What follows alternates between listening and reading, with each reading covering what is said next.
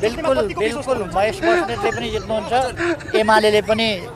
दर्शक बहुमत ल्याउँछ एमाले कथमको जाति ल्याएन भने प्रमुख पार्टीको रूपमा आउँछ भनेर मैले पहिलेदेखि भनेको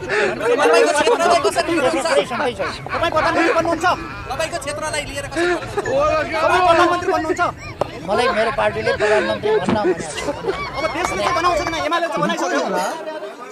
यसले मेरो पार्टीले भनेपछि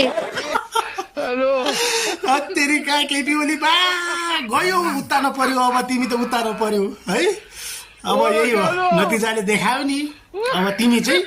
पशुपतिको ढिकतिर गएर बस्ने बेला भइसक्यो अब तिम्रो काम छैन यसपटक तिमीलाई र त्यो पुराना भ्रष्टाचारीहरूलाई नयाँ सरकार बनेर त्यसपछि कर्याप झ्याप पारेर तिमी सबैलाई जेलमा नकोचन्जेल यो मनमा शान्ति हुँदैन तिमी डाउनाहरूलाई